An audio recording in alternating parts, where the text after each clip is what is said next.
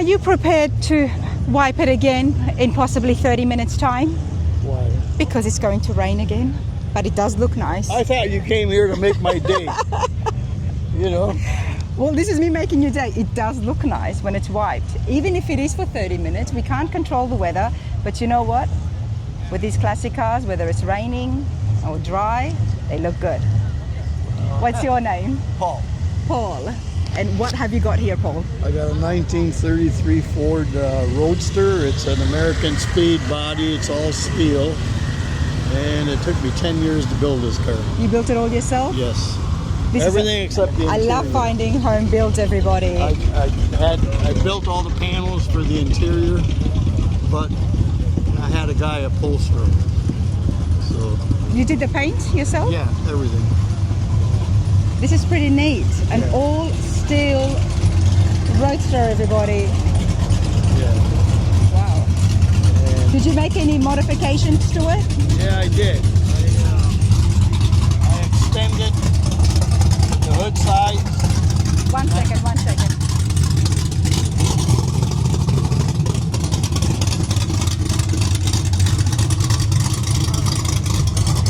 I extended the hood size. Nothing to 3 inches down here, and I got to put the grill on with this. Okay. It makes a big difference doing that. Just by extending it 3 inches, you're able to bring the hood almost scooping outwards. Yeah, and I swept the grill out because the grill on these things is usually pretty straight up. Right. So I didn't want that. I wanted something different. So I did that. You've given it a bit of a Boyd look to it. A bit of what? Boyd Coddington look. Actually, I work for Boyd Coddington. Oh, you work? Okay. As soon as I looked, I'm like, okay, that looks like a lot more of his style is definitely in this. So tell me about yourself and working with Boyd. Okay, I'm a school teacher. I'm a body man by trade, and I went into teaching school, the shops. And then after that, I phoned up Boyd one time because I was watching his shows on TV. Okay. I called him and I said, listen, I'm a body man by trade. I said, I'd like to go down to your shop and work for you. So he says, I ain't trying to be demeaning or anything. He said, you know how many of these phone calls I get in a day? I said, probably hundreds. He says, why would I pick you or everybody else? I says, well, what other fool's going to go down there and work for you for the summer for free? Right? For free, Paul? Yeah. Okay, wow. So I went down there and I worked for him for the summer. And at the end of the summer, he said to me, he said, listen, you can't be working for free. So he paid my board for the whole summer. But then he says, what are you doing next summer? I said, I don't really have any plans. He said, I'd like you to come back. So I came back probably 5 or 6 years, summers in a row. So you continued your teaching. You never left teaching, only during the summer break. Yeah. You went and did your hobby, and you got paid for it. Yeah. So it was great experience. It was great experience. I love every minute of California. If I could have it my way, I'd be down there in a New York minute. Love it. Oh, hey.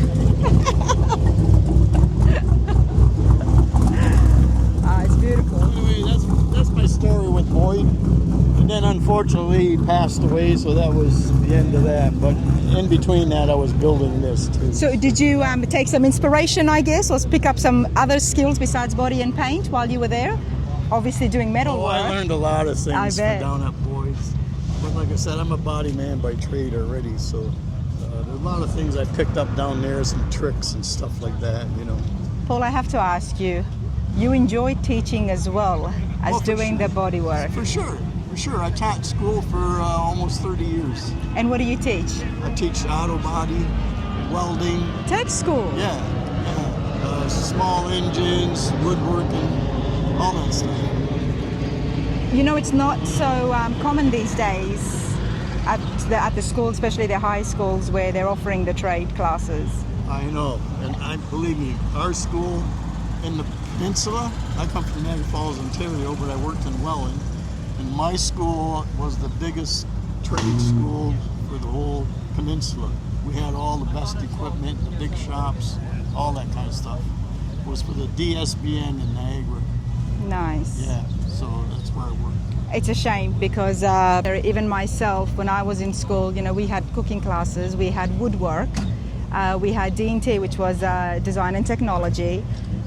We didn't have any welding or metal, otherwise I might have caught the bug earlier on, but there was definitely trades and obviously computers and stuff. So it's a shame. Oh, we're definitely lacking tradespeople. We need to get the young people into this trade to keep this thing going, you know. So, But congratulations, 10-year build. It looks beautiful. All the best with the awards today.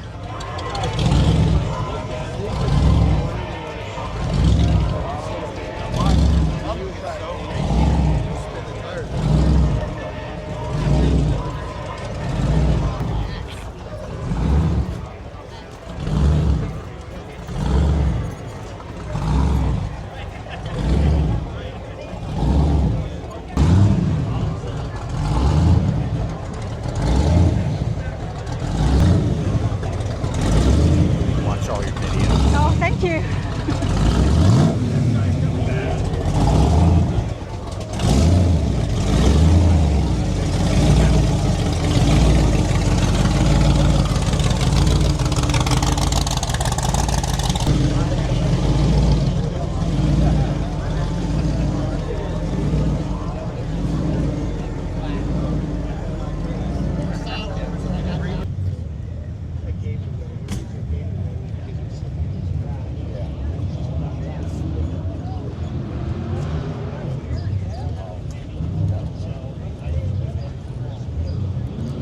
An El Camino with suicide doors.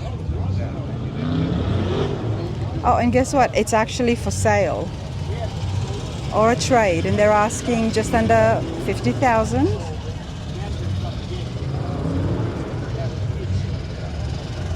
Very custom.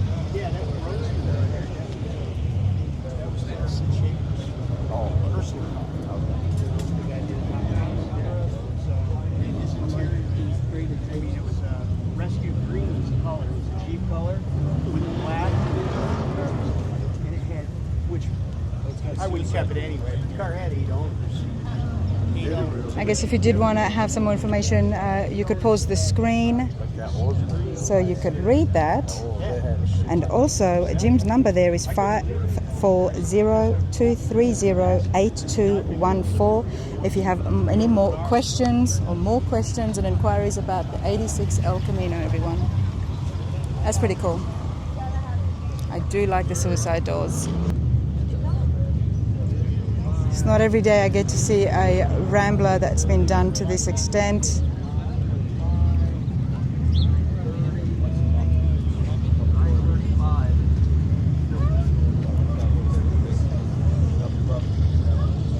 that means in an hour. Right? A little over an hour.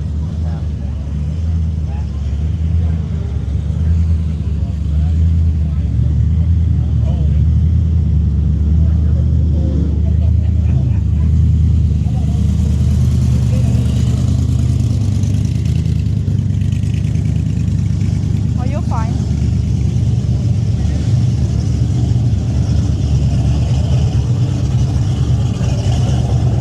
I hope to get as much footage as possible here at the Goodguys in Columbus, but check out the rain behind me.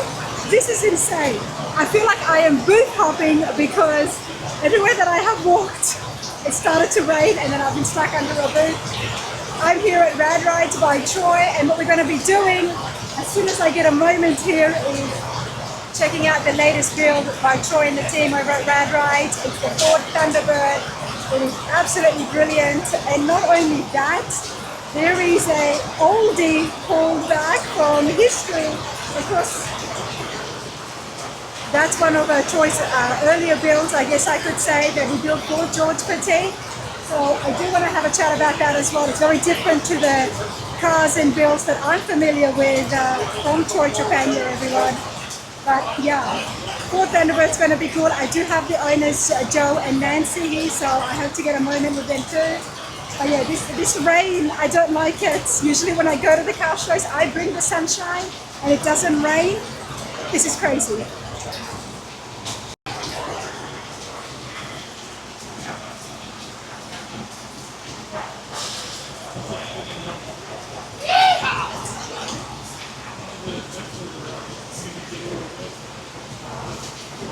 Yeah.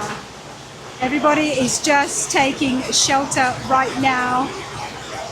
Those poor guys over there, they're stuck under a tree. And I'm not going to laugh because that could very easily be me later on today. I just got lucky. Oh yeah, this is insane. All right, everybody, have a look at some of parts. Now, I do like the Impala. Check it out. I'm here at Murray's Custom and Rods, here with Pete. Dude, how's it going? Going well. How about you? Good, good. How are you enjoying yourself? I'm trying to. Trying to have fun. It's been raining a lot. It has been raining. It has been raining. So I know things have been a little bit quiet here with the vendors, but you do have some cool things in here. I do like your shirt display. Oh, thank you. Murray's Custom It's Rods. heavy. It's what? Heavy. It's heavy.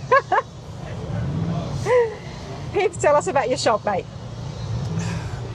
Based out of Texas, car builder. We manufacture parts, and just out here having fun, trying to sell some stuff. Well, you know, the shirts display may be heavy, but they can't be heavier than what you've got set up here. No, it's not heavier than the parts. Not the parts. What parts have you got here, mate?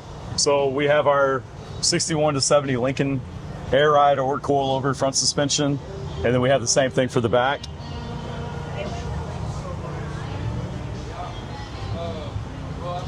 So we make full replacement suspension for all the suicide slab cars that are widely popular right now. And then we make all suspension and chassis components for the 41 to 54 Chevy cars. So we have that out here on display. And you're out of Dallas, Texas? Yes, right by DFW Airport. There you go. Nice and convenient, everybody. And then we have 57 to 70 Cadillac parts, front and rear. You know, I do like that you've got the Cadillac parts and the Lincoln parts because you don't see that often. It's kind of a little missed market. Yeah. You're a fan of the Cadillacs and Lincoln? Oh yeah, I love Cadillacs. Yeah. I like them too. And then we have the 58 to 64 Chevy cars You're that we fine. just got into with Shorty's car. Okay. Let's have a look here, everyone.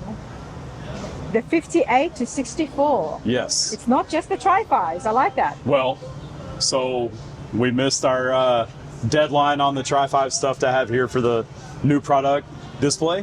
Okay. We missed that deadline, but we should have that out immediately. I know that one of you reached out to me on Facebook and was asking about the Tri-Fi parts. So what have you launched, Heath?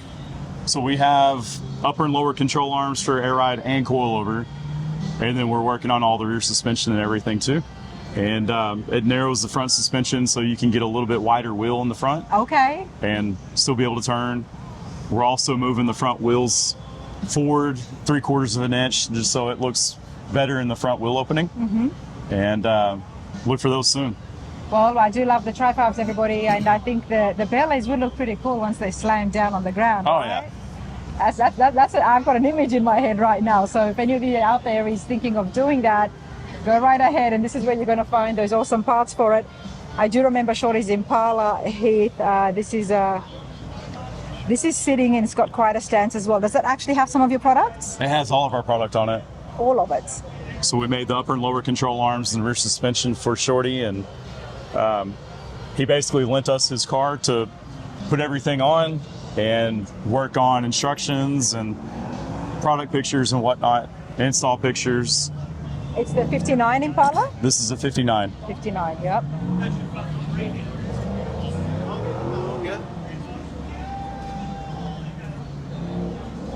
So Shorty came to you, obviously. Shorty is out there right now, of course, on TV. A lot of people do know him. For those that don't, tell me a little bit about Shorty.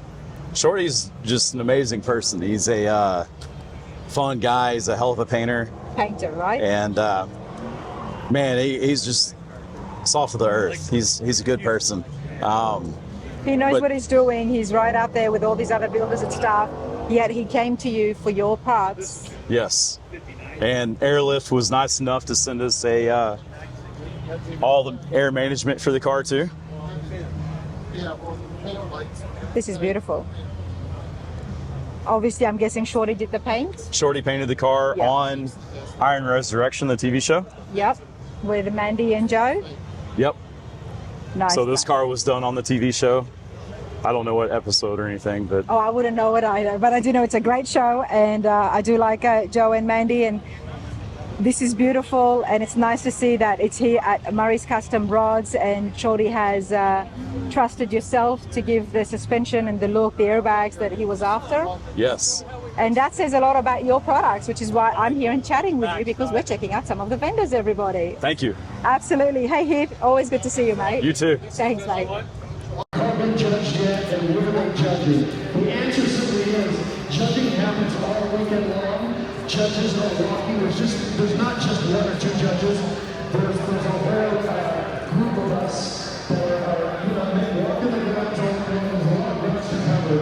So, it happens all weekend long.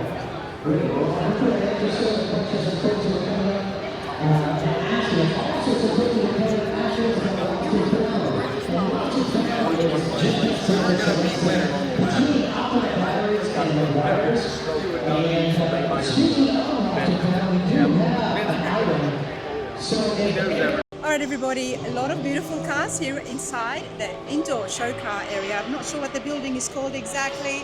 Check out the blue Mustang. It did catch my attention, not just because it's beautiful, but there is a sign here that I wanted to show you.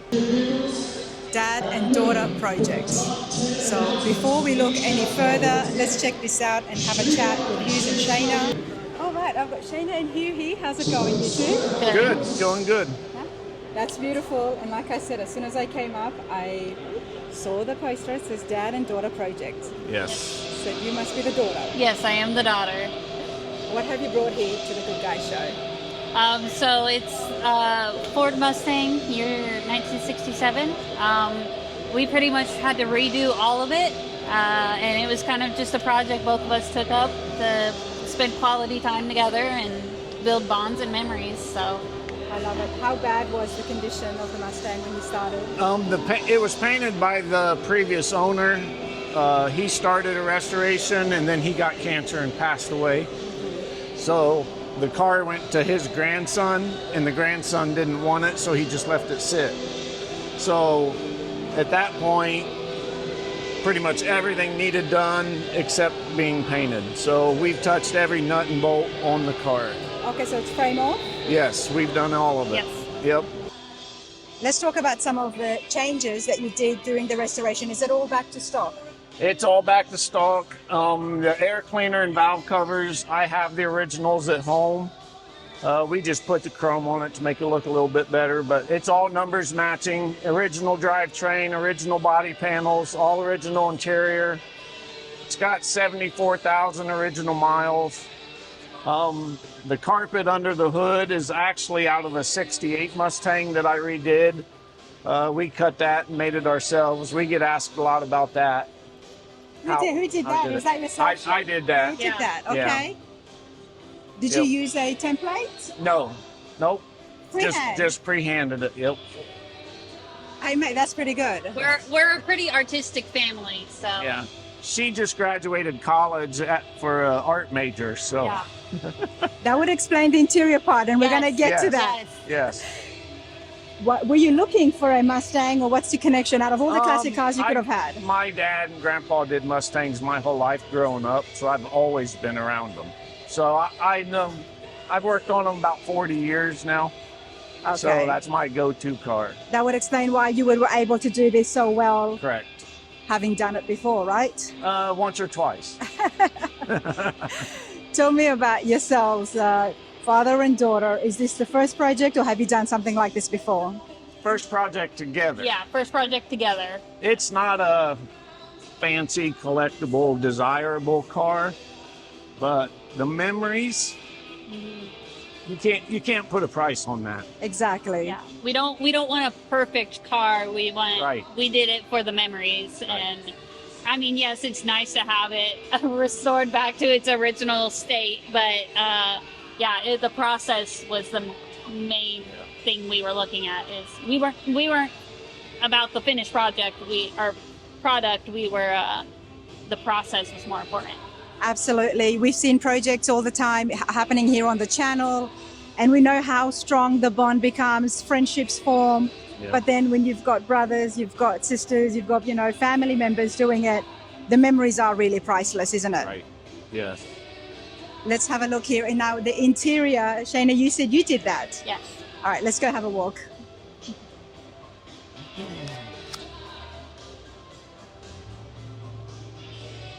When was this finished, by the way? We just finished it last November. Yep. Got a fair few awards and trophies there in the back already. Yeah. Yes. Most of them are from this year so far. We've only put 200 miles on the car, so it doesn't get out very often. But we completely stripped the interior. It's got all new floorboards, new carpet. Yep. That is the original seats. Shayna, talk me through it. How did you know how to do the interior work? Was Dad teaching you? Dad was guiding me, yes, but I was the one inside the car, actually. I had to lay out everything. We had to measure, especially the headliner and stuff. That was all needing replaced. So I was in there kind of upside down and holding it, and while we kind of like glued it and all that stuff in place. So yeah, and then he showed me how to take out the seats and put the seats back in, and so yeah. A learning experience. Yes, I had no experience before this at all, so it was crazy. Did it excite you enough to say, you know what, let's do it again? I would do it again, but No, you're just shaking his head. I would do it again if he asked me to. Okay. Otherwise, I wouldn't be willing to do it. Right. It was a lot. It was a lot, It was isn't a it? lot. How long did it take you guys? The interior. It takes longer when you're teaching someone Yeah. versus if I just did it on my own. So start to finish, it probably took us 3 or 4 days. The interior? Yeah. Yes. Okay, what about the whole Mustang? The whole car, well, anybody that's ever had an old car knows It's they're never done. they're never done. So to get it to where it is now has been about 5 years. Okay. I mean, this is a home build. Yes. Yes. Yes, I have a 1-car garage attached to my house, and I do everything laying on the concrete. Yep. I don't have no lifts or anything fancy. No shop. No shops. Well, you've got mirrors here at the bottom as well for our home build. Yes. And, Yes. Don't guys- look too close. Oh my. No, I absolutely love it. It's not always about those show cars, everybody. There is so much thought that goes into projects, and then when they become sentimental like this, there's memories, like you said. Oh, yeah. That's what it counts. And Yes. of course, you've still got a beautiful classic, Right. and you've done it well, and it runs and drives. You've already got 200 miles on it. Yep. That's a big success in my Yes. book. So Yes. congratulations, you guys. Thank you. We'll see how we do today. There's a lot of Yeah. good cars here. A lot of good cars They here. do have a home build award happening as well. Well, make sure The you vote garage for us. There you go, everybody. Thank you so much. Ita. Thank you. Thank Continue you. on.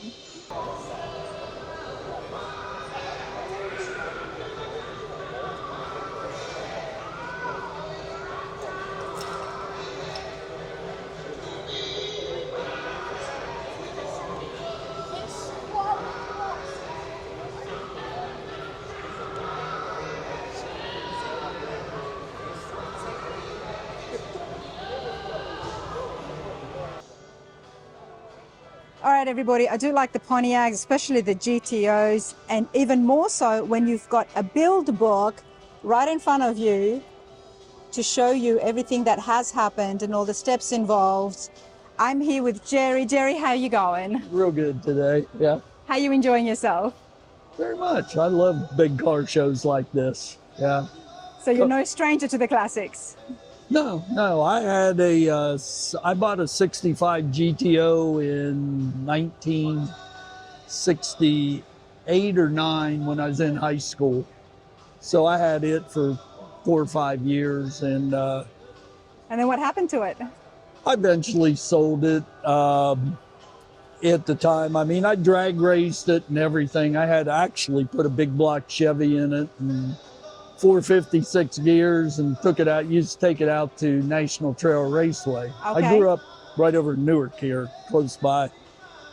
But 73, I believe, he was under a year, whatever. And my wife and I, at the time, she was from West Palm. We decided we might go down and try Florida.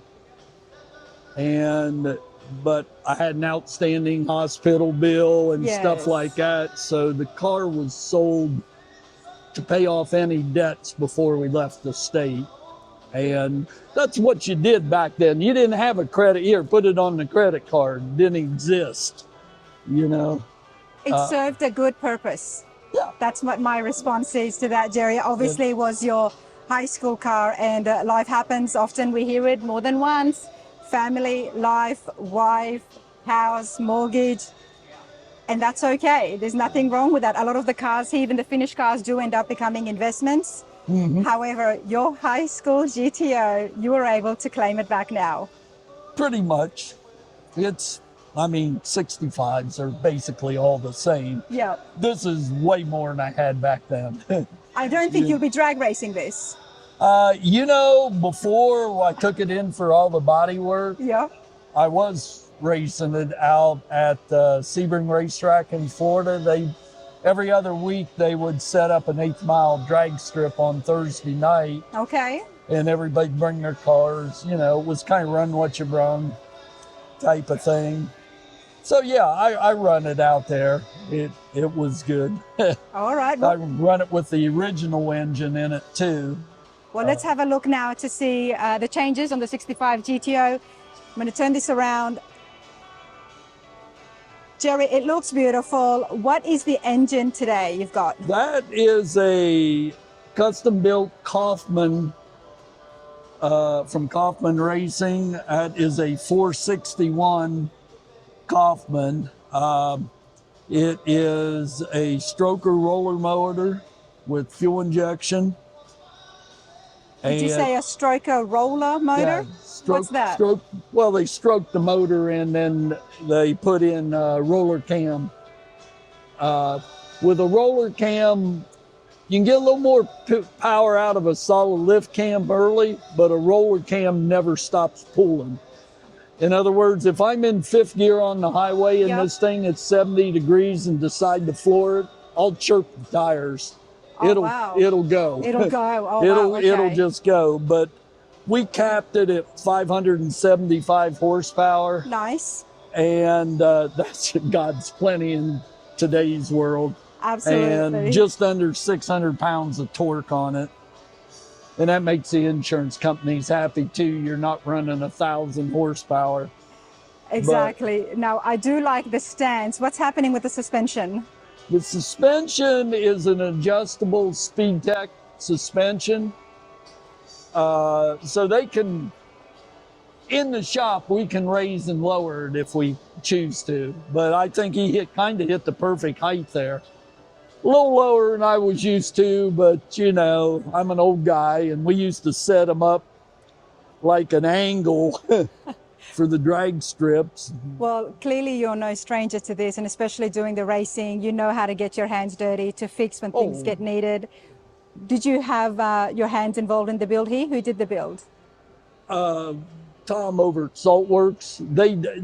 Kaufman built the motor, and then I bought a Tremec 5-speed for it, and I bought a Curry rear end, and I took that down to Charlie White's in Sebring. Excuse me. That was kind of his specialty, and he put all that in. And I think we ended up, by the time we put all that in, we ended up chopping 15 inches off the drive shaft. I had to run it over to Lakeland and get it chopped and re-welded and rebalanced. And so we had all the mechanicals done before it went in.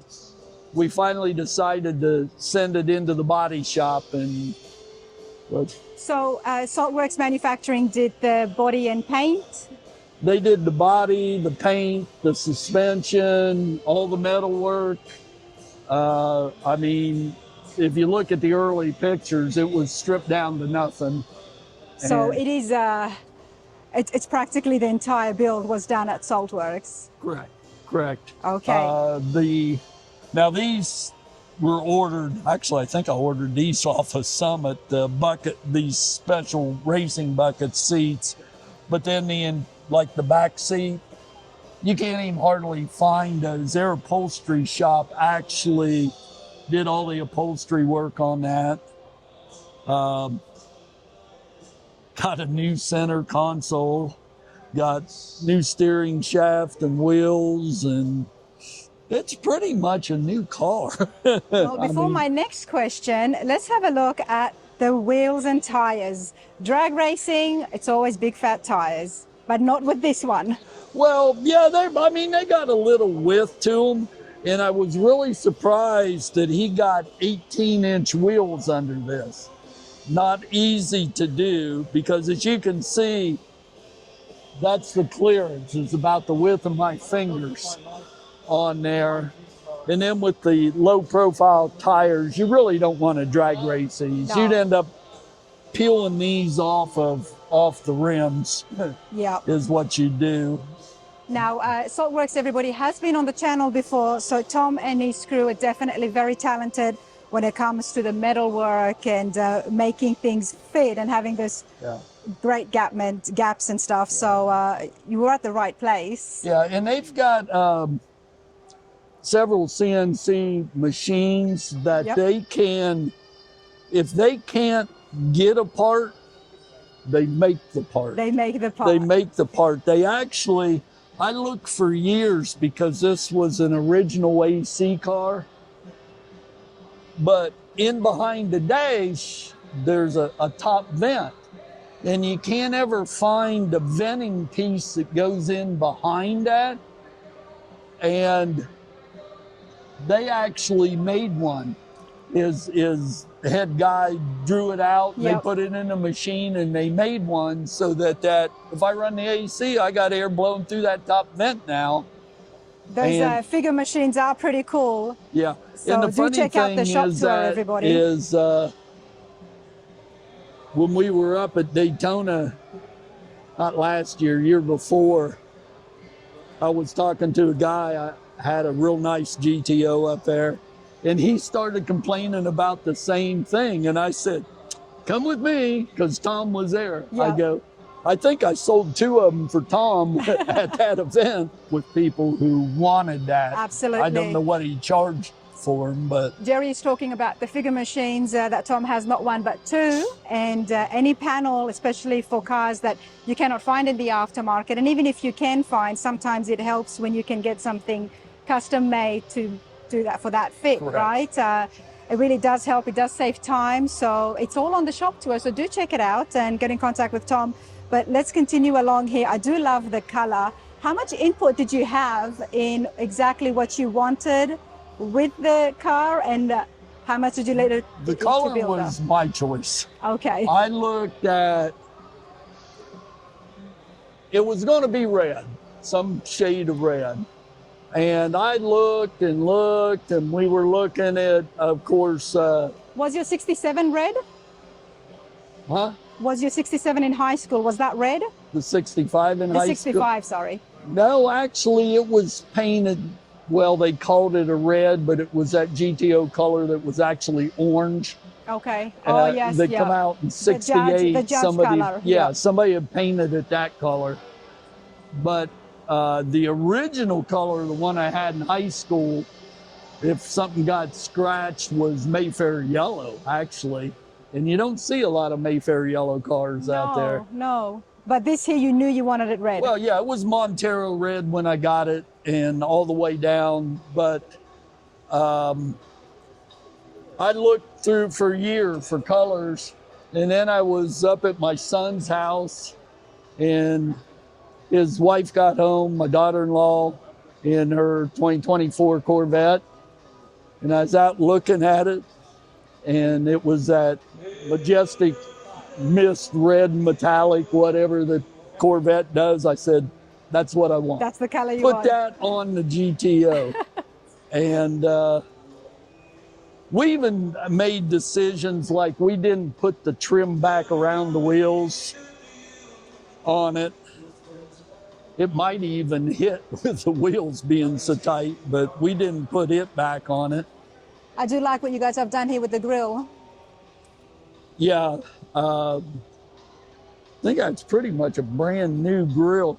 The bumpers were, if you look at them, they're tucked. They were cut and tucked. Those bumpers were actually split in half and shortened so that they fit. It's nice because the old ones used to stick like clear out to here on both Right. sides. And it just makes a cleaner look, you know, makes them prettier, I guess, if you want to call it that. Oh, absolutely. And we put all new glass in it. So if you know anybody needs glass for 65, I got a whole set. There you go, everybody. Hey, Jerry, this is pretty cool. However, there's another Jerry here, Yeah, right behind you. that's Your my son. My son, yeah. The interesting thing here is, everybody, is that Jerry, you're Jerry Jr., Right. your dad was Jerry Sr., Yes. your son Jerry is here with his Corvette, the which is third. beautiful. And then your grandson It's is Jerry the Fourth. Jerry the Fourth. And he wants this car when I'm gone. But his dad told him he can't have it till he's 35. 35, that's a bit harsh, but hey, at least he wants it. At least he's interested in Yeah. this, right? Right, right. And that's the whole thing is, as this industry gets older, more expensive, that is keeping the young guys interested in this. I mean, it's not a cheap hobby. No, sir. You know, no, but no, it's not. But it's a fun hobby. oh yeah. All Yeah, of this costs I money. get bored. I tell Jerry all the time, we're all done with this. Yeah. It sits in the garage covered up unless I'm going to a car show or a local car show, I'll drive it. Well, you got to I drive go- it every day so you can get all the thumbs up I on the got highway. a whole garage full of tools. I need an old clunker just to turn wrenches on. Well, that's what it is. It is the bug. It's a disease, but it's a very good disease that we all are very happy to have. But let's go and check out Jerry's Corvette. Jerry, this is pretty cool. Congratulations. Thank you. Absolutely. Thank you. All right, everybody. The GTO is nice, but check out the Corvette here. I do love the blue and the fact that you've got an LT4 sitting in there. This is beautiful. Jerry, how are you today? I'm well. How are you doing? I'm very good. Your dad was just telling me that he is very grateful to you, and it would not have been possible, the GTO would not have been possible without you. What do you think he means by that? Well, so the human interest part of that story is I knew my dad had a GTO when I was born. Like a lot of car enthusiasts, he had a car that he talked about most of my life that he regretted selling. I knew everything about that car except for why he sold it. Some point in my mid-20s, my mother told me why he sold it. He sold it to pay the hospital bill for my birth. So once I knew that, I thought, well, if I'm ever at a point in life where I can give him the car back, I want to do that. So before he was in his late 50s, and I started looking in earnest for a 65 GTO. Found a nice driver, made a deal on it, surprised him with it for his 60th birthday. And it's been great. We've done small projects on it over the years. He lives in Sebring, Florida, which is known for its Le Mans race, but there's also a drag strip there. So he was always out there. He'd take the car out, he would jack it up at the track, put his racing slicks on, and line up and race it. So it has kept him out of the lazy boy chair in his retirement years. So it's been great for him. A few years ago, we started looking for a builder that we thought could do that car justice when we decided we wanted to go all the way and do a nut and bolt frame off restoration. And that's how we met Tom So how did at you find him? Saltworks. Because you don't live in Florida. No, but my father does. Oh, I see. Okay. So my dad was still taking the car to car shows, even though it was really just a nice driver and a car that he would take to the drag strip. So he started asking around, and Tom came recommended by a number of people.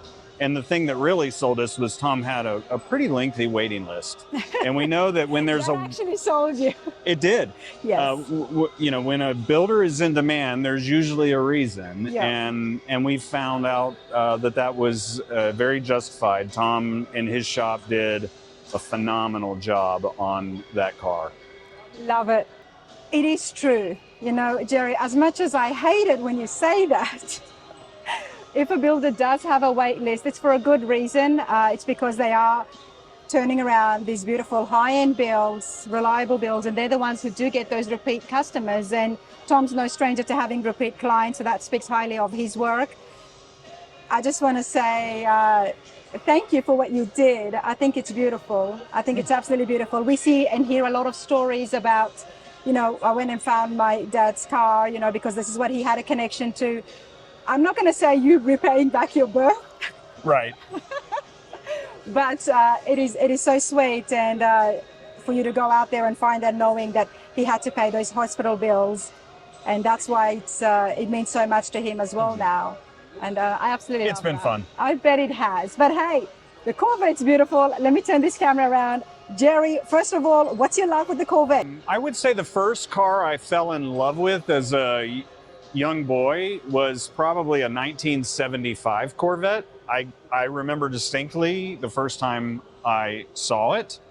The curves on that car captured my attention. And actually, a 75 was the first Corvette that I owned. But I always knew that if I had a bucket list Corvette, it would be a 63 split window. I didn't think I'd ever actually have the chance to own one, much less one of this build quality. But I got fortunate and had a mutual friend who knew someone who was in the middle of a restoration, and I had the opportunity to take over the build. And we went and visited the shop, Heartland Customs, who was building it. Met Jeff Page, the builder. Got to know Dwayne, who was the original person who commissioned this car. So Jeff Page, the builder at Jeff Heartland Page. Customs, Yes. he had already started the build for the previous customer. That's right. Okay, well that's really good because there's no change of hands. That's right. Yeah. That's right. So we took delivery of the car at the National Corvette Museum in November of last year, and it's been a love affair ever since. I bet it has. So this is still pretty new. It's very new, yes. It's pretty new. It's beautiful. I'm so glad that I was able to find you because I was looking for the GTO because I saw that on Instagram and I was like, that's pretty neat. And then here you are as well. This is it's beautiful. The 63 is my favorite year of the Corvettes. Split window, very rare, very hard to find. They are. So you did get lucky there, mate. I did. will say that. LT4. Let's Yes. talk about that. Okay. Usually you don't see LT4s in the Corvettes. No, you do not. Did you choose this, or was this had this already begun? I did not. That was a decision between Dwayne, who originally commissioned the car, and Jeff. Actually, this is the only one they've built with an LT4, and as I understand it, I don't think Jeff plans to build any others. Okay. Why is that? Did he share with you? Yes. The frame or the chassis under the car is an Art Morrison GT chassis. It would accommodate an LS3 under Yes. the original hood.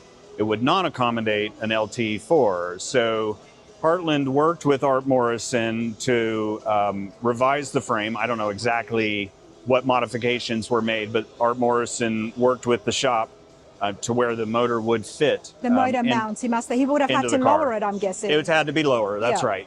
The other thing that that they did is, of course, on the 63s or on the C2s, the hood normally tucks in behind the headlights. If you notice, this one raises on the plane. It doesn't tuck in because the LT4 has a cold air intake that has to sit there.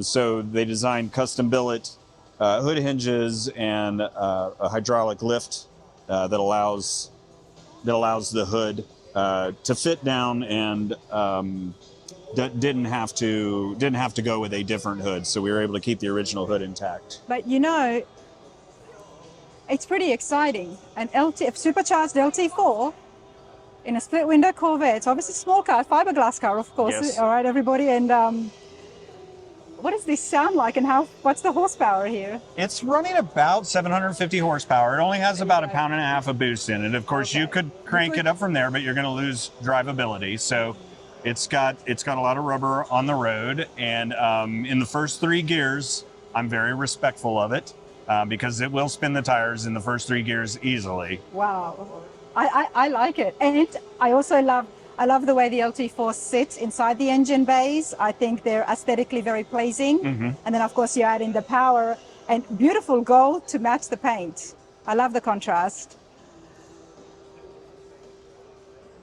How much say did you have in this build? Now you are getting it halfway from another customer. Oh, I would say it was well beyond halfway. I went through the build with Dwayne, and I was happy with all the choices that he made. The one decision that I made was actually for the bottom rocker panel. Sorry.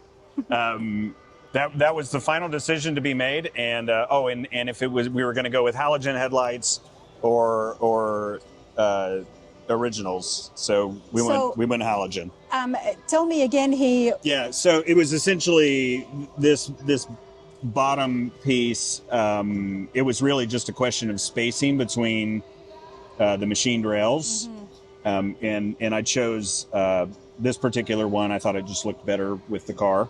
But that was one of the few decisions left to make. So fortunately, I liked all of Dwayne's choices. He has very similar tastes in cars that I do. He's got a number of very impressive cars. So and I loved the color. And I like the fact that it isn't a big fat exhaust running on the side here.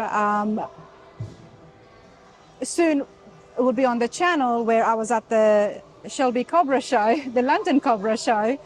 And yeah, those snake burns really do hurt. They do. I actually have a factory 5, and I have learned the hard way to be respectful of those side pipes. I did check that out. Yep.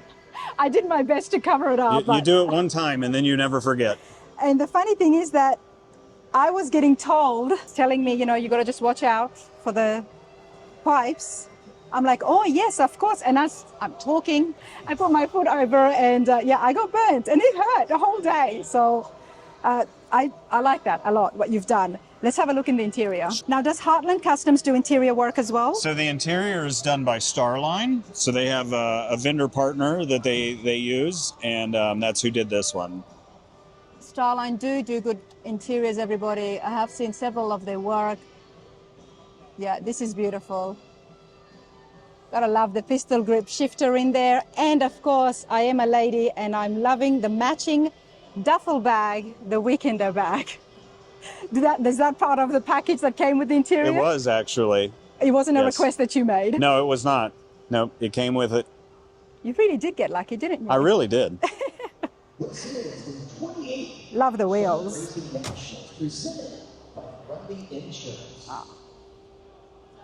Yeah, this is definitely beautiful, very fresh, November last year, so it's where can people expect to see it again at the next shows? We're here at the Goodguys in Columbus. So this is the first large show that I brought it to. I mostly do local shows in the area where I live. We haven't decided what our next big show will be. Okay. So we're willing to go to the further out shows from us. We have trailers for them if they're too far away, like this one.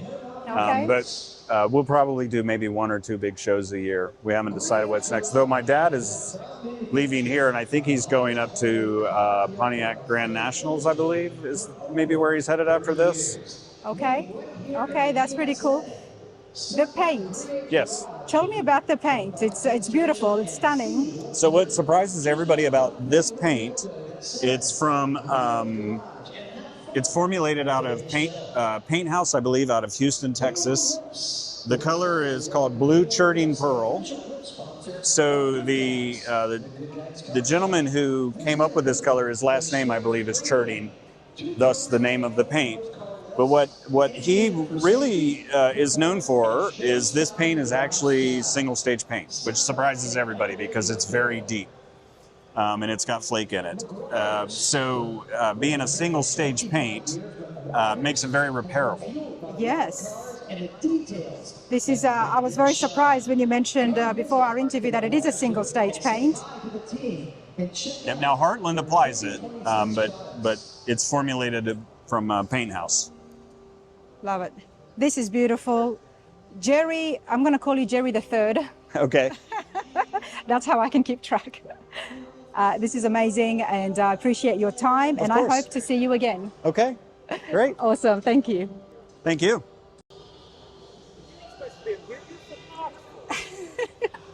I thought it looked a little bit familiar. Yeah.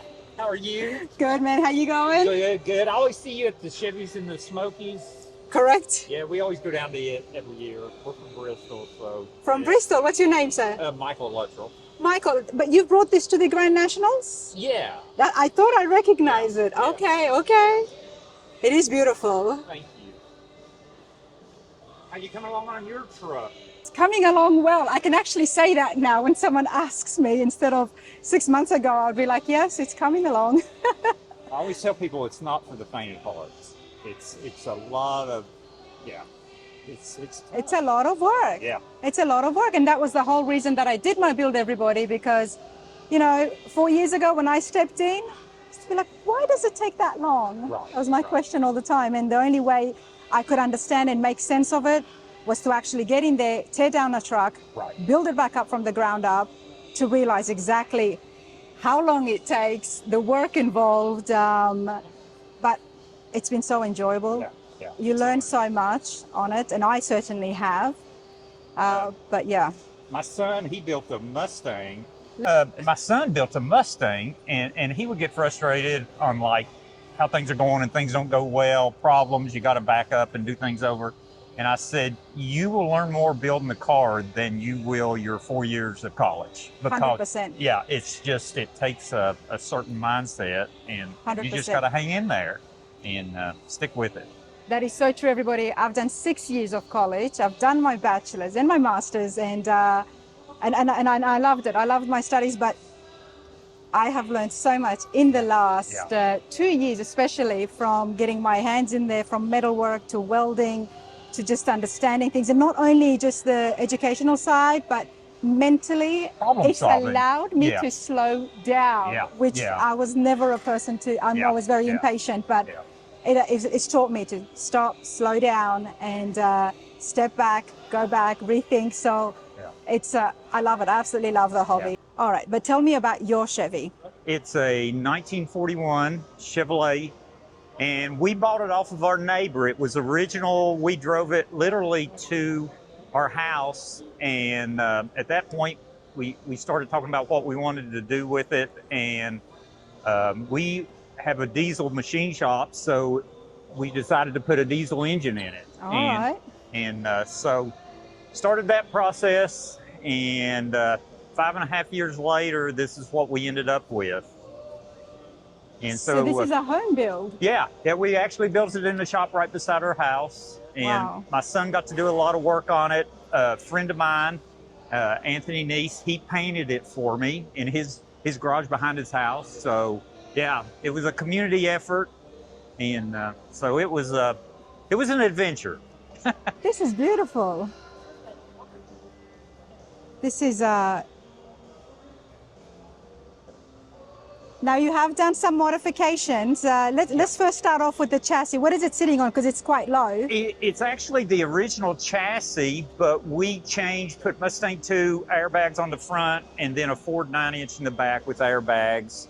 And that was one issue we had, was fitting all the air tank, the air compressor, all the stuff that supports the air system in the truck. On the original frame? Yeah. And what about the grill? That is the second one we found. The first one was really bad, and we sent that one off and had it re-chromed. I tell people that's the most expensive part of the truck, because it was $2,500 to get the grill re-chromed. So yeah. Mike, you know these trucks and cars can get really up there when it comes to the cost. Right. So for you to tell us that the most expensive part was the grill there at $2,500, well done. Yeah. Well done, because it looks stunning. It looks absolutely stunning. It's such a great build, and it's home built as well, but you've been able to somewhat keep it in a budget. Right. Yeah. I was fortunate, friends, and then we had a lot of the tools already in our shop, so we didn't have to go out and buy those kind of things. And the fact that you already know how to work and deal with the Cummins engine, you didn't need to send that out. Right. Yeah. Come walk with me. Let's go over to the driver's side. I tell most people we're under $50,000 for the whole build. Wow. And you know, which at the time I was really happy with, you know. I will be too. Yeah. I Yeah, will be things too. have It gotten- does not look like a $50,000 truck. And we was fortunate to have resources and the what we couldn't do, we had contacts to Yes. get it done. So, and a lot of labor, a lot of time. A lot of time. And you said it took you 5 years? Yeah, 5.5 years we Five worked and a on half it. years. And COVID had an effect on that too, because you couldn't go anywhere, on the weekends. And we worked at home, so what else do you do? I've seen and met a lot of COVID projects. Yeah, There's a lot. that's what it became. Well, And, it's a great way to spend time during that time of the world. Can we see inside? Sure. Who did the interior? yeah, we did the door panels. I had a gentleman in Bristol do the seat for me. We did all the wiring. It has Dakota Digital dash, and then that dash talks to the computer for the transmission and engine. We set all that up, and all the airbag control system is under the seat. So, I love that it looks so modern and done, yet you've still got such vintage touches, like the what do you call the windshield when you are the crank out windshield? Yeah, the 1941 air conditioning. This is pretty cool, everyone.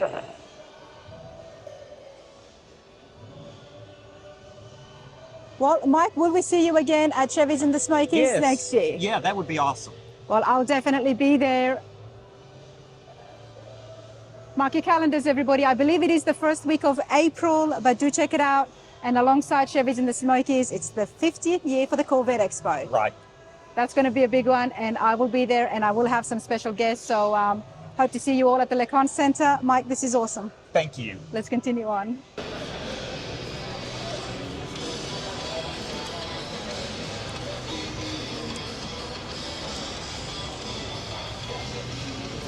Now we know that the Blazers are very popular, everybody, but this has just been taken to the next level, in my opinion. I mean, this is absolutely beautiful. Check out the wheels, and I'm loving the lift. There is a lot that's happened here. There's definitely been a heavy body modification. So let's find out who the owners are and exactly what they've done. Yeah, this is stunning. I have been able to locate the owner, and lucky for me, look who's here, everybody. Steve, congratulations. Thank you. Where is the beautiful 64 vet? Right, it's over in the Solis building and waiting for tonight.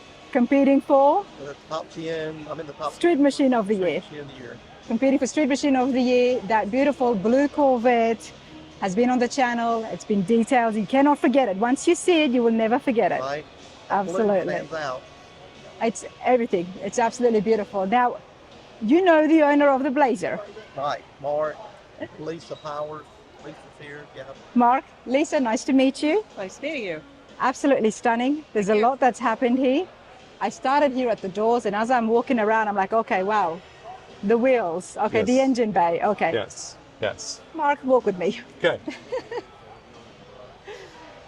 You know, Blazers are very popular. Very popular. They've become more and more popular, but I love the lift you've done here.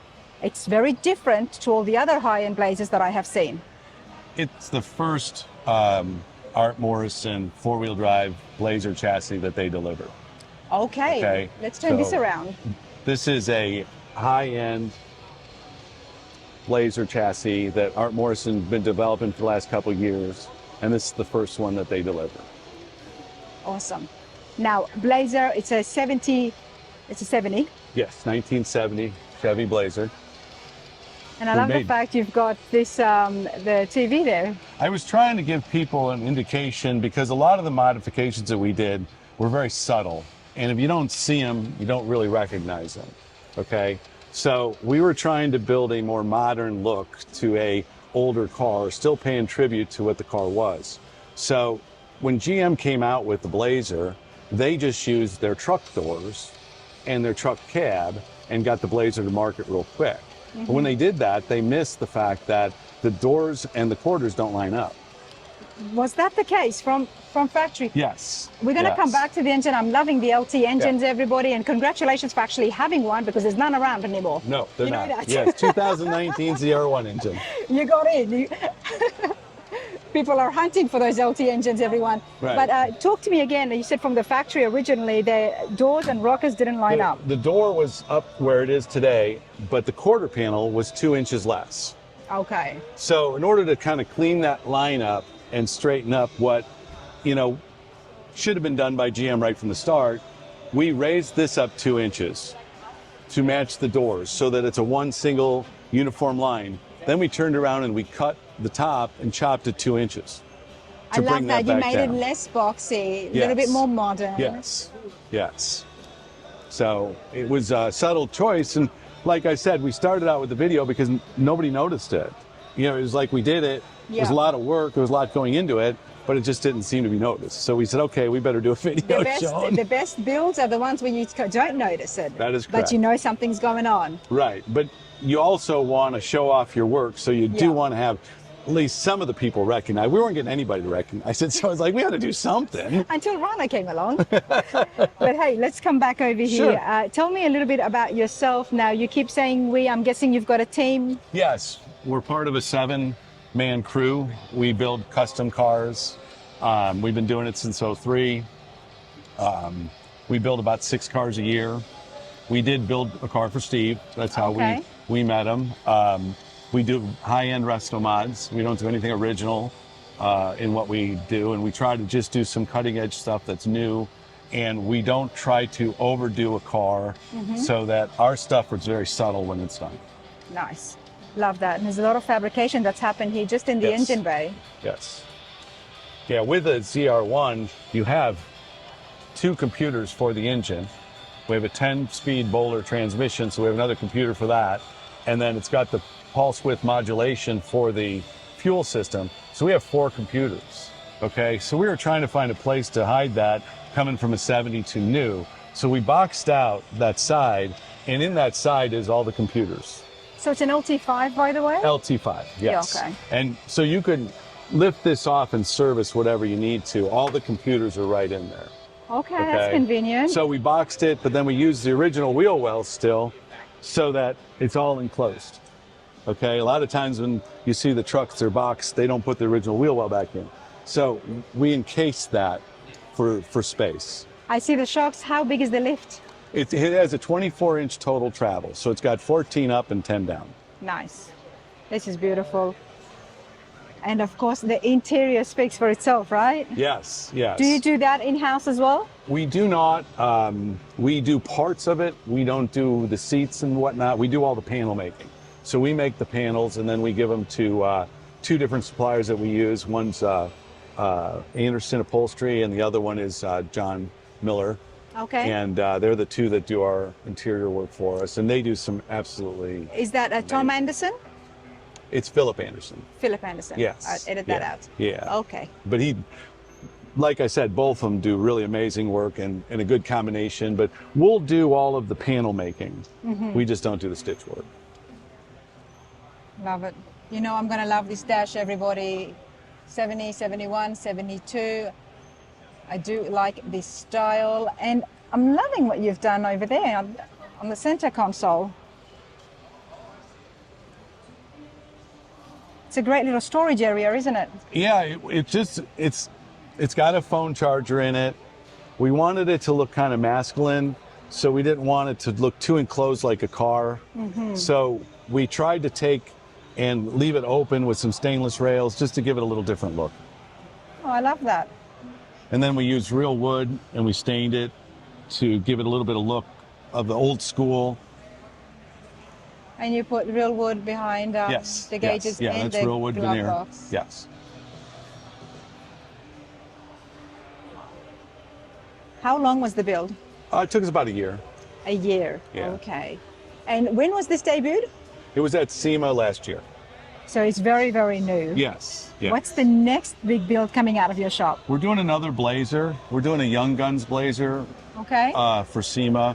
We've got a real talented young kid that works for us, and because he's talented and really seems to love doing the older cars, we're trying to show him that there's movement for him in the industry. So we said, okay, we'll do a good Young Guns.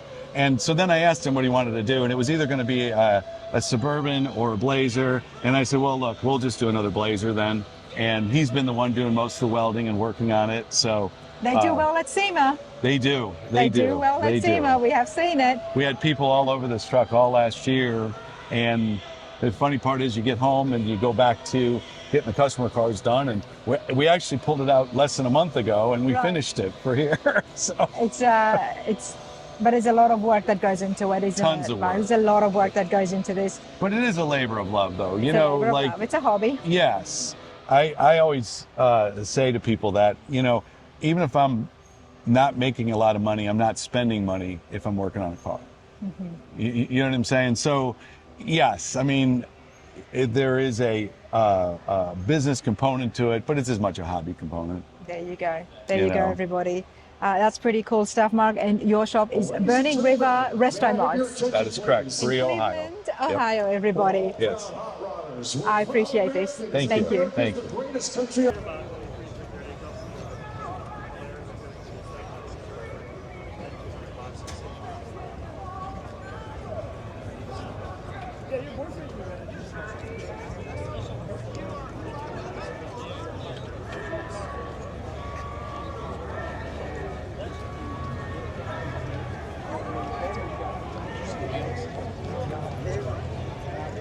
Because I want to get back.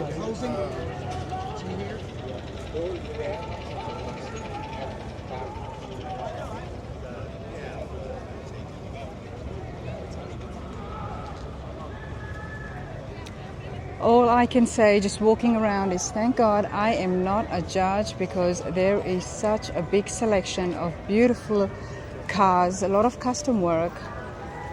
This is going to be very tough, and it's such a big variety as well. How do you distinguish what's better, a Corvette or a Bronco or a C10 next to a Jeep? But yeah, this is it's definitely going to be tough. So I'm just going to walk around these, everyone, just to give you a good idea of all the different cars here in the Builder's Choice.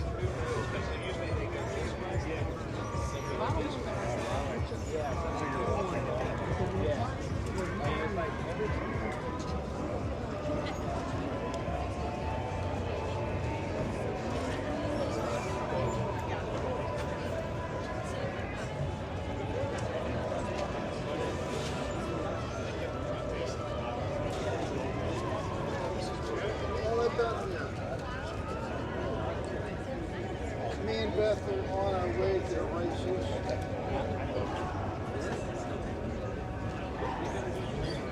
Cars.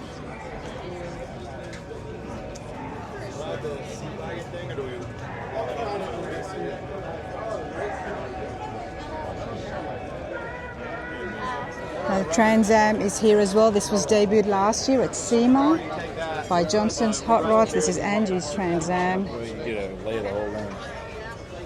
It's beautiful.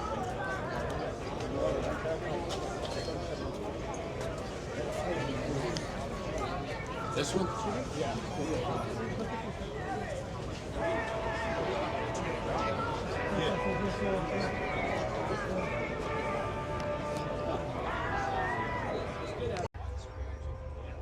All right, everybody, like I said, I am so happy and lucky that I am not judging. The amount of cars here, the amount of very beautiful high-end cars is outstanding, and I know Roaster Shop is judging, so we are going to catch up with Josh and see what he's decided. There are so many beautiful cars, but the Camaro has caught my attention. It's a very unique paint. Let's have a chat with Harold, and I'm going to show you exactly what has stopped me. Harold, how are you going today? I'm going very well. You're here in the Builder's Choice. There's a lot of cars here, a lot of people. How are you feeling? Pretty good. I'm a builder myself. We have Customs and Hot Rods of Andis near Austin, Texas, and we build a lot of high-end cars. I also judge Builder's Choice in Texas and Fort Worth in the fall. So I've really stopped at the right person. Yes. I absolutely love this. I'm just walking by, and the paint on the Camaro is beautiful. But I'm going to ask you some more questions. Yes. Builder's Choice, you have been a judge, and it's not easy, is it? It's not easy. There's so many here this weekend. It makes it a lot harder, and they're picking 20. So Roadster Shop's picking 10, Dutch Boys is picking 10, but that's still hard out of however many cars there are here. Check it out, everybody. There is a lot. Rows and rows, and There's different makes, different models. You know, as I was saying before, how do you know this Corvette is better than the Bronco next to it, or the Camaro is better than the Chevelle? It's this hot rods here, you know, it's a lot. Being builder's choice, we pick what we tend to like. And people don't understand that completely, but when I pick, I look for fit and finish. I look for just high-end cars. Some people will take a lower-end car just because they like it. So it's not necessarily the best cars that are going to win. It's literally just choice. But you know, I would even have a hard time making a decision on how many I like or which ones I like. Exactly. Okay, Harold, talk to me about your Camaro. First of all, beautiful 69. What is the paint? The paint is a 2019 Corvette color, so it's carbon ceramic gray. So there is a paint out there like this? Yes, I have a 2019 Corvette painted that color and I loved it. So I did the Camaro as a street machine to mimic that car. But you did custom make that color? Yes. Oh, okay, nice, nice. A street machine. Can you edit that out? Because I didn't. It is the 2019 color. It is the 2019? Yes. Yeah, it's the exact color. From the Corvette 2019? Yes. I've never seen it on the roads. There's not very many of them. It was very rare, special order color. And we managed to buy one and just fell in love with the color. Wow, I really do like it. Beautiful. You just don't see it. Street machine cannot be said street machine without having a supercharged LT motor in there. Exactly. So supercharged LT5s are so hard to come by. I was fortunate enough to buy 4 of them at one time, and I have 3 of them in cars. We won't tell your address to anybody. Well, 3 of them are in cars. There's 1 more set aside. You've already used it. Yes. But this sits really well here. Did you have to make any modifications to the hood? The hood is actually carbon fiber, the whole hood. So it's a custom hood. To make sure that it fits over the engine Yes, as well. yes. And then we followed on with the carbon fiber here Yes, as well. Very yes. nice. And then the back of the seats are carbon fiber. The bumpers are carbon, the mirrors, the door handles. The forged line wheels really set it off. Look at the back of the seat. So that's all carbon. Nice. Very bright, isn't it? Yes. Tracy calls it electric blue, but it's very bright. I wanted to get people's attention with the color of the interior. Ring Brothers steering wheel with a carbon hoop on it. Nice.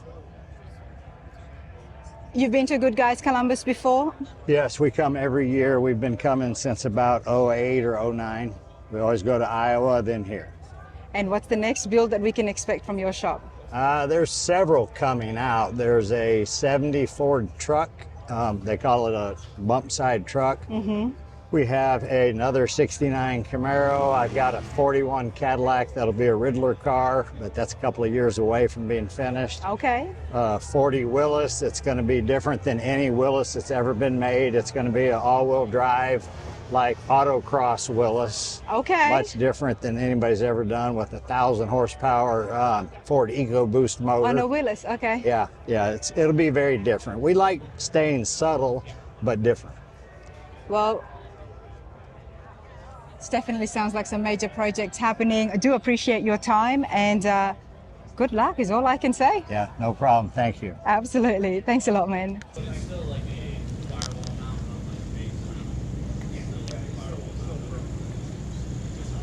Now, I did see something online, everybody, especially some social media, that Gandred Performance had a lot of the engines that some of the other companies out there are out of stock. So that's what I'm here to find out. I want to see exactly what do they have in stock that's ready to go. There is the LS3. Of course, I did rely on Gandred Performance to get my LS3 from them, so I'm super happy about that. Great company, and they're out of Wisconsin. But we're going to have a chat with Chris and see what they've got, what they've been working on. And then, of course, there is a Bel Air just looking absolutely beautiful. So we'll get some more information on that as well and find out why they're sitting here with Gandred Performance. I want to look at it when I put a mic on you. It's a bit more spontaneous when I see it for the first time. So come over here. Was it Norwood, was it? Yeah, Norwood, yeah. Norwood. Let me put this on you. Oh, Lord. Oh, yes, sir. This is beautiful. What is it, a 60? 62 Bel Air 62. bubble top. Bubble top, of course. All right, everybody. Beautiful 1962 Bel Air bubble top. Yep. Bel Air Everything bubble top. about that sentence is just amazing, isn't it? 60s Chevy Bel Air bubble top. Come over here, Norwood. They've only made 9,000 of these cars. And these tops were left over from 61 bubble tops. And they took and used them, the tops until they run out of them. Then they quit making these bubble tops. The rest of them got a big post right here. They made it different. But you fell in love with them? Oh, yes. Years ago. Years ago. I wanted one so bad I couldn't stand it. And my wife said, "You're not selling this one." Because I sell every one I fix, you know, but... Okay, so you've obviously done the work here yourself by the sound of things. I've done all of it except for spraying the paint on it and the interior. Well, let's turn this around, everyone. 62 Bel Air looks amazing. How long was this build? 11 months. Say that again, sir. 11 months. 11 months. Had somebody else already started the build before you? I bought it in a box. Somebody had started on it and they quit. Okay. And I bought it in a box from Boris in Cleveland. Oh, yes, yep. Street Machinery. Boris has been on the channel, everybody. He sells a lot of different cars. Yep. I towed this back to the house and then when I started on it, I worked on it 11 months. I worked 40, 50 hours a week on it. 11 months. And you said that every one that you build, you then sell? I usually sell them, yeah.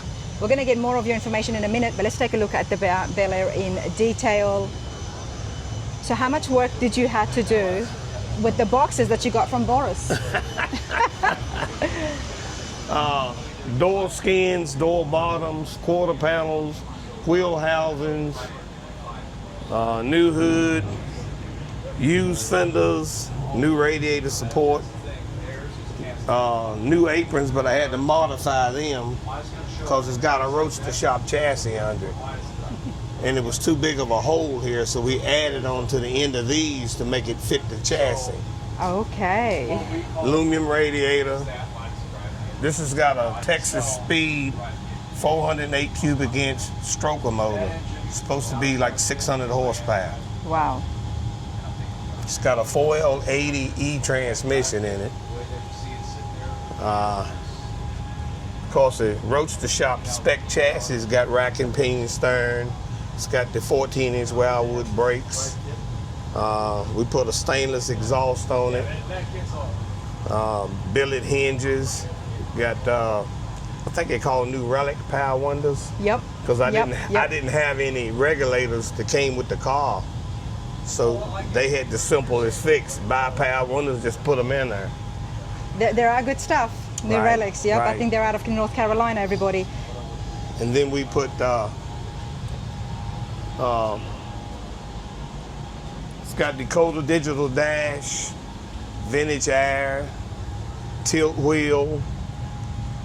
Everything to just make this comfortable and luxurious, everybody. It's been done really well. Now, Norwood, obviously you know what you're doing. Obviously you know what you're doing. Yeah, I love it. That's all I know how to do. So do you have a shop? I own Wooding's Auto Body Works Incorporated in Roanoke, Virginia. In Virginia? Yeah. Okay. We are a collision repair shop. We don't do old cars no more. But the first 5 years we was in business, all we done was old cars. So that's why you do have the experience. So now you do it as a side hobby. No, I got the experience because my daddy owned the body shop. Okay. So I grew up in this. Right. And my daddy was a master craftsman. I do body work. My daddy was a craftsman. And that's where I learned what knowledge I got about doing these cars. That and a year's experience. Nice. But this is a fun car to drive. Goes down the interstate smooth. Are you planning to sell this? Everything got a price, but I don't want to sell it. Everything is for sale for the right Right, price. right. The interior does look beautiful, everybody, and it continues on into the trunk as well. Had one of my buddies that do stereos. He been doing them for years, and he made all that deck and stuff in the back. It's got two 8-inch subs in the back. This is pretty cool. Appreciate that you do collision, but you're not working on classic cars anymore. Right. If somebody wants you to work on a classic car, are you open for business in Virginia? Nah, my guys are collision repair guys, and if they had to do one of these old cars, they'd probably get mad and quit. They like that fast dollar. Right. I can get But that. this stuff is in my blood. I love doing it. I don't know how to do nothing else. I can pray for you, but other than that, this is what I do. Well, it's beautiful. Absolutely you. beautiful. Thank Thank you. you so much, Norwood. All right. You're Appreciate welcome. you.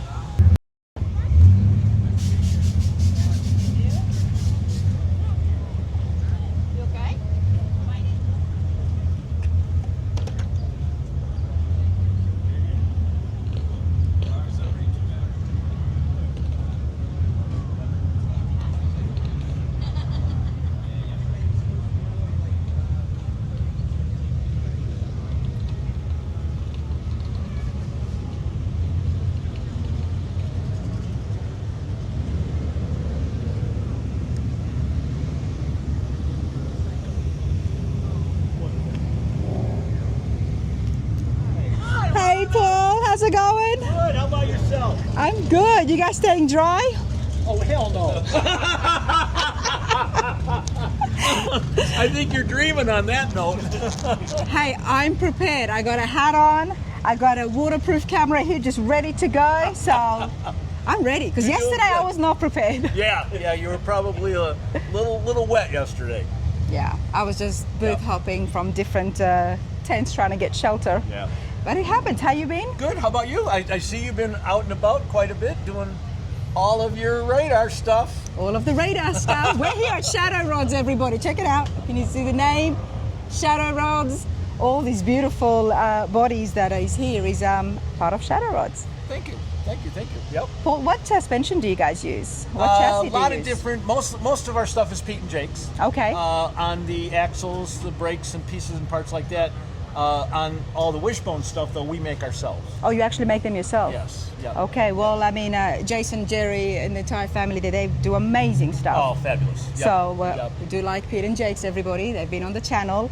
So good choice there. What is new at Shadow Rods? Well, we're working on our big door version. Well, let's go over there. And you've brought things in bare metal and you've done this before. Before you show me what you're working on, how do you keep it looking good and not rusting? Well, What do you use? our vehicles are stamped with paint dip galvanized metal, so the metal is actually protected before it's ever stamped. It's a sheet of metal that's already got a galvanneal protection on it. So this body is about 13 years old, and we've used it that many years out in weather like this, going all across the country, showing it like this as our demo. Yeah.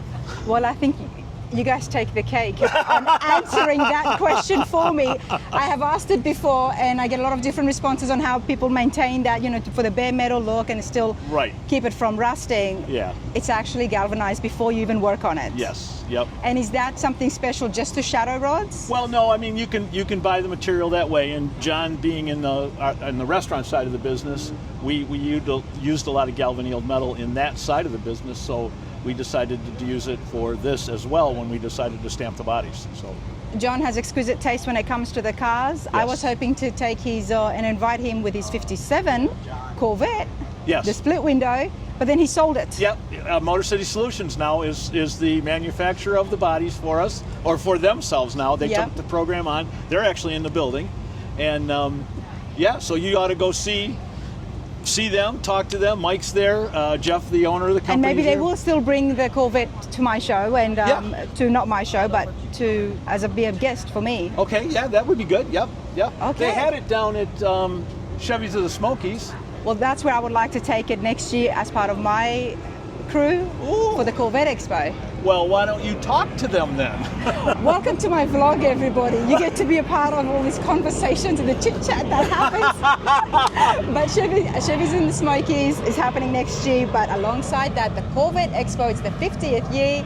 I hope you all enjoyed my special guest this year with all those beautiful, brilliant builds that I had there. We're doing it again, and I told Jinx that we're going to do more than 5 cars because there's just so many beautiful builds these days. Very much so, yes. And it's 50 years of the Corvette, so... Yeah, that's fabulous. Yep. All right, well, now let's get back on track. Okay. Welcome to YouTube. Yeah. Paul, what are you working on? What we've done is, that's our original 27 body, and as you see, the door opening is fairly square. Yes. Which is the way the 27 body was.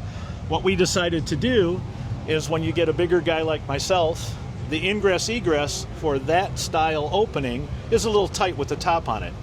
So what we've done is we've lengthened the door 6 inches at the top and radius the stamping so it matches the back curve of the body. Oh, wow. But what that does is, when you get a guy my size... I love the way you have brought this in project form just to show us exactly what's happened and how you've showing done the it. different steps of what we're doing from an existing stamped body. We made 2 different sets of tooling to allow us to create the 2 different versions, which gives us more opportunity to sell a different product. So not only did we lengthen the door, but we also created a new chassis to drop the floor 3 inches. And what that does is give you extra leg room as well inside the cabin. So a guy my size, I'm in here and I'm perfectly comfortable. Yeah, you look comfortable. Wow. So dropping the floor 3 inches, moving the door opening, it's just a super easy car to get in and out of now, and it's a comfortable car to drive long distance. I love the Roadsters. They're never going to go out of style. Oh, never. The original hot rods, and if you can get one where all of this work is done, why not, right? Right, correct. Love it. I appreciate that. Paul from Shadow Rods, everybody. Let's continue on. Thank you so much, mate. Thanks, Rana. Wonderful seeing you. Absolutely. You too. Take care.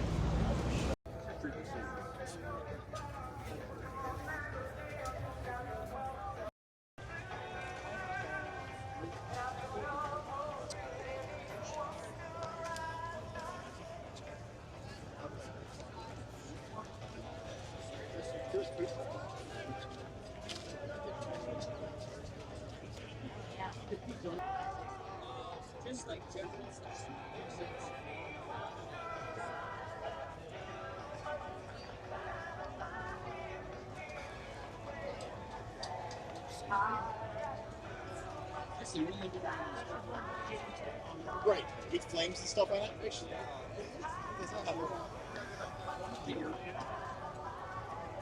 unless you saw another Mercury that I didn't see. I don't know. I think that's the only Mercury I saw. All right, everybody, we have been looking at the Builder's Choice. Now, Roadster Shop was giving out 10 awards. So they selected 10, as well as Dutch Boy selected the other 10. So 20 awards, 20 custom dash plaques was given out to the Builder's Choice area. And I am pleased to see that EJ's Merc here has got a top 10 from the Roadster Shop.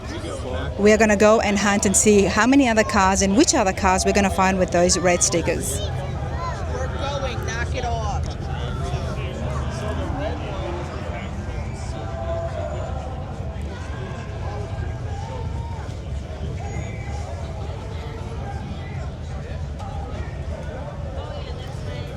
Check it out, it's cousin Mikey's Chevy Tahoe. Also has got a top 10. This was super neat. Love that interior.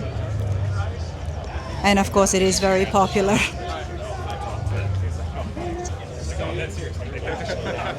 was like, oh, okay. Yeah, we'll make you sweat a little bit more. Green Ram. Yep. Wyatt, here you go. All right, next one. Do this. Just like the other one. That one's already got one on it too. We got to put it right by that was one. from last weekend. Yeah. Put it right by that one on there. Right here, buddy. Right here. Right there. Right above that one.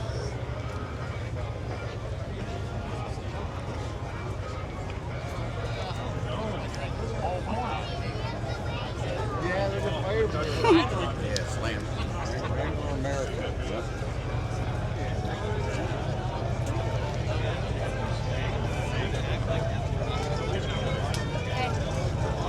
So Dutch Boys just awarded a top 10, as we can see it, to one of my favorite cars here at the show, is definitely the Rambler.